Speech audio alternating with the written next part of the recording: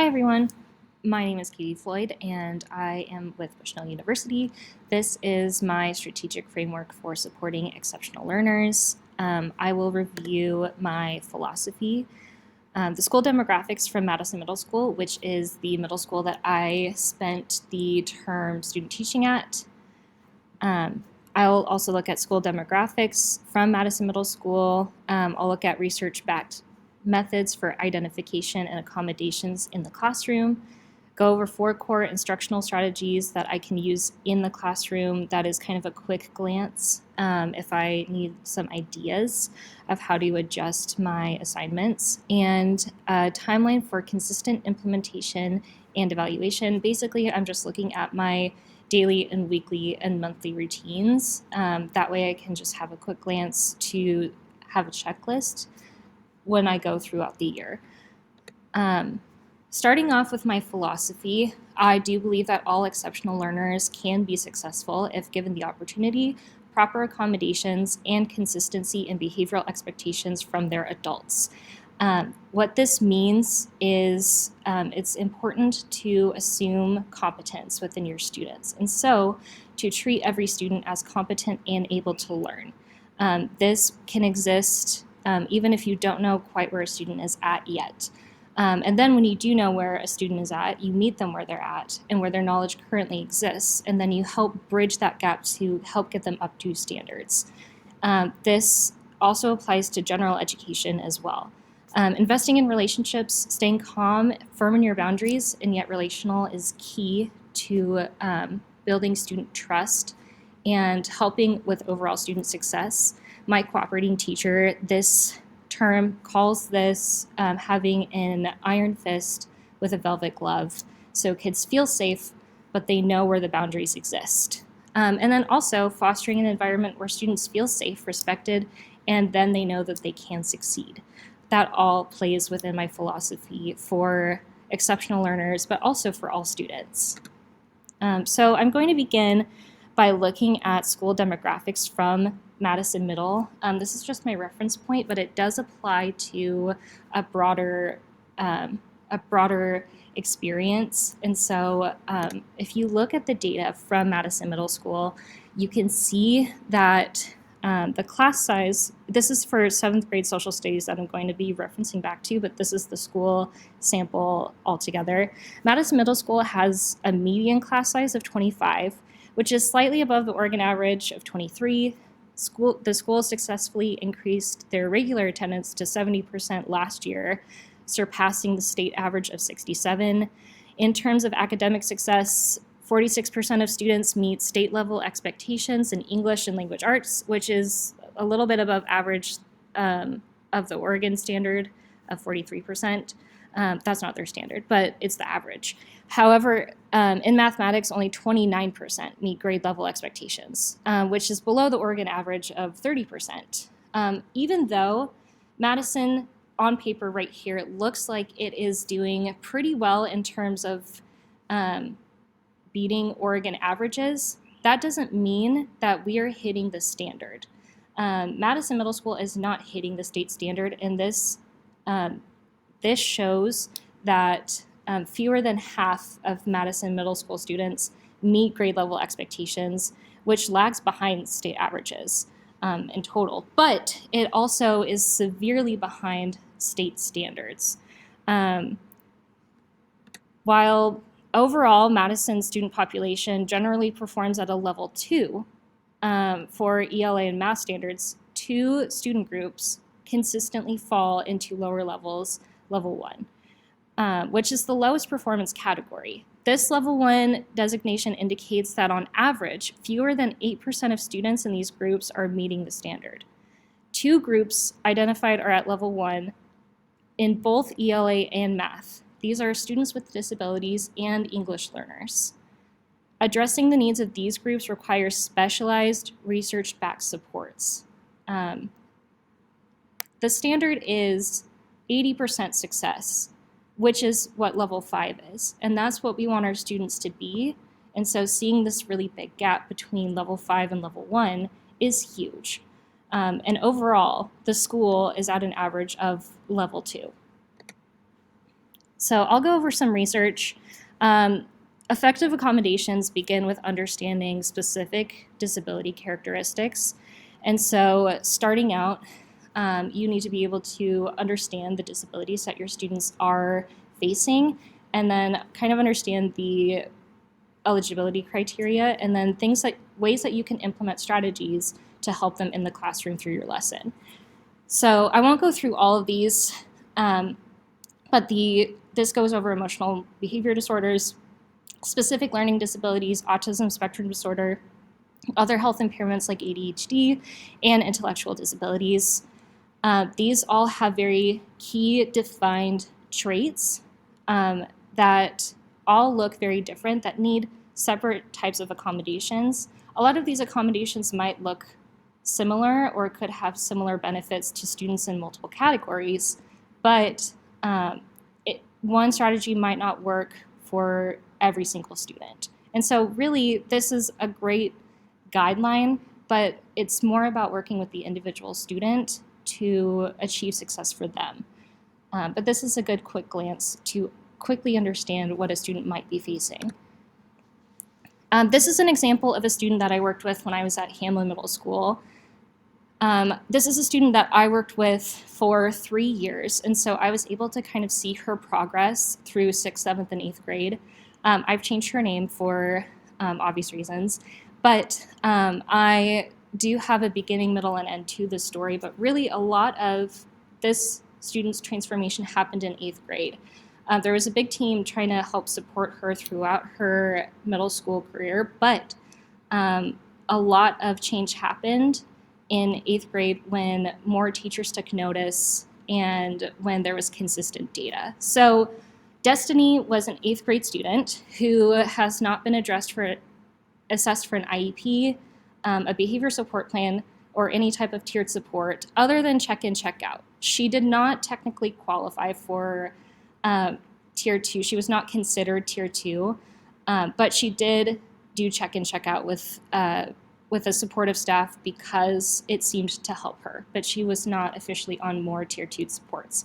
Destiny is friendly with her peers and staff, has interest in music, reality, and dramatic TV shows, and spending time with friends. Destiny is living with her dad currently, but has been known to spend weeks to months at a time living at a friend's house, and at times with her mother. Her mother is not generally involved with school planning. Destiny has a close relationship with her older sister who attends family events or school meetings with her and is her largest support.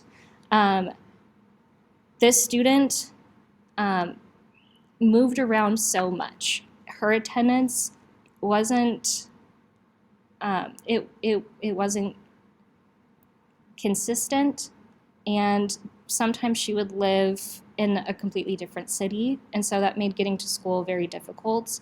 And she was not self-sufficient enough because she was a 13-year-old, and so didn't get herself up in the morning to go to the bus. And so it was really difficult for her to have any consistency, which makes school even more difficult. So the 6-step process for supports that she did end up going through, so we addressed an initial concern, where that was staff throughout her 6th, 7th, and 8th grade years talking about the concerns that she had. It was mainly behavioral, but then there were more issues that came up later.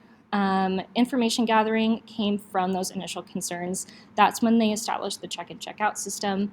Info sharing, this is when we finally were able to establish more parent involvement, more team meetings. That's when her sister became more involved, and we were able to involve her friends and her friend's parent that she was living with on and off to help give a wraparound kind of support for the student.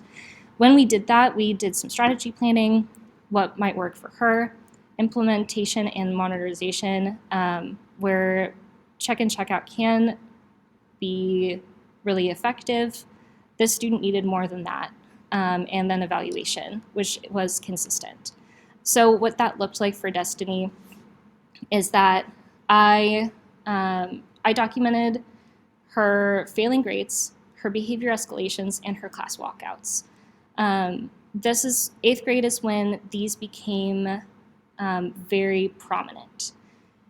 Data shows that Destiny, on average, averages 60% on her daily point card and is removed from most classes, but her attendance improves slightly with daily check-ins. Teachers suspect undiagnosed learning disorders. We talked about enrolling her in McKinney-Vento services for transportation because she was in and out of her parents' house, and because she did not qualify for any foster programs and DHS wasn't involved to the permanency stage. DHS didn't have any jurisdiction over the student, so she qualified for full McKinney-Vento services. So that helped with transportation immensely. We provided access for her to the Family Resource Center, and she was provided food backpacks twice a week, and clothing, and access to a washer and dryer at the school.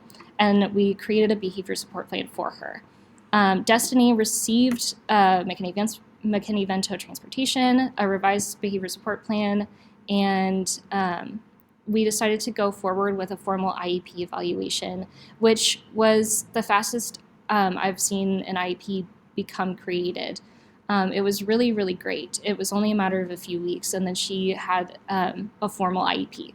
So this was really transformative for this student. So kind of pivoting over to lessons and what we can do in the classroom for these students.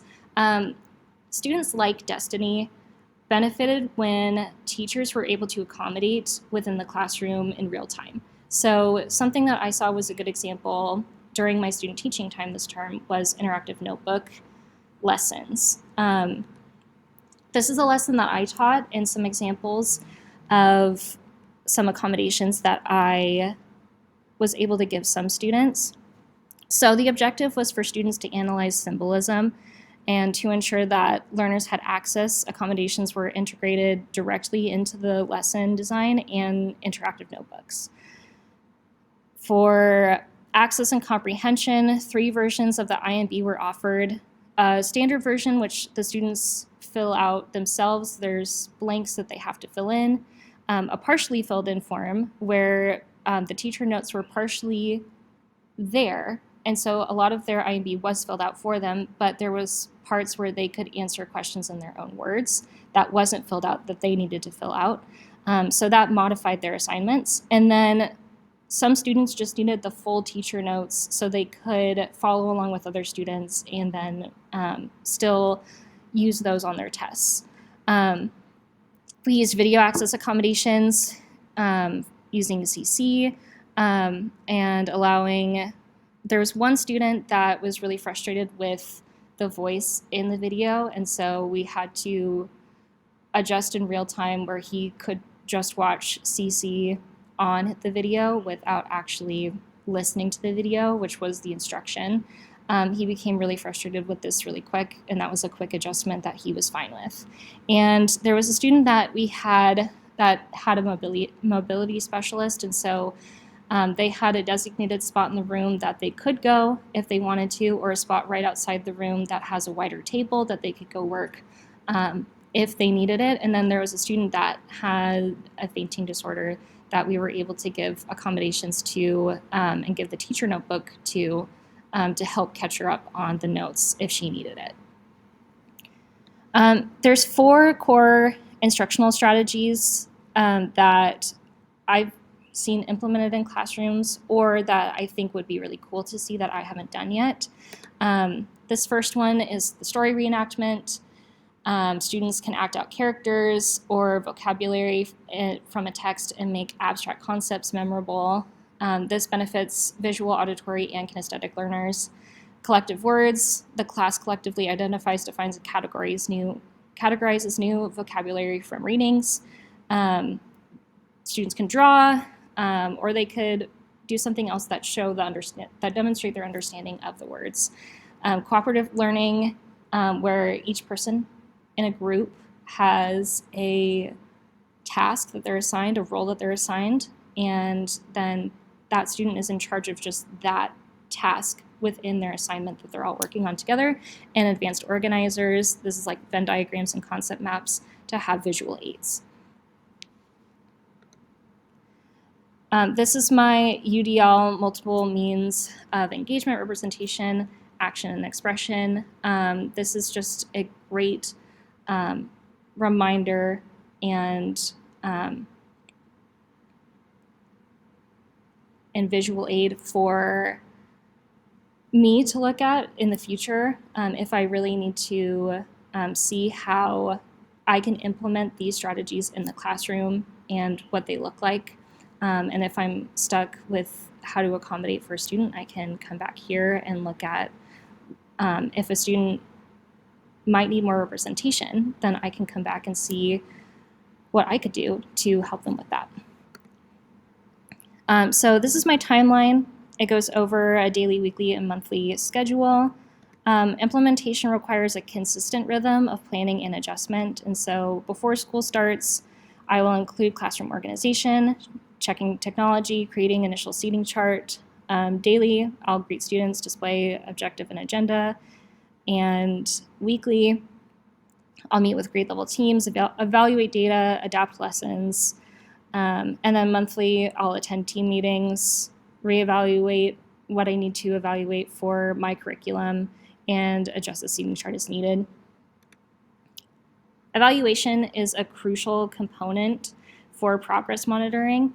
We must consistently track academic progress, behavioral data, and the environment. So basically, we want to track, analyze, and repeat.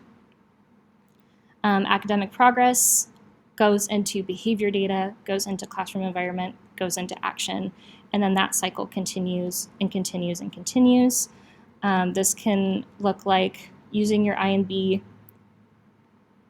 checking in with a student daily for their check and check out point card, PBIS implementation checks, seating chart effectiveness, attendance data, student self-evaluations, working with your student to see what they think they can improve on, and then you taking action with the student, giving regular feedback on progress, and adjust curriculum as needed, and then that all feeds into itself throughout the entire year. So by combining a supportive philosophy, integrating research-based instructional strategies and accommodations, and maintaining consistent data-driven evaluation, we can establish a framework where all exceptional learners are set up for success. Thank you so much.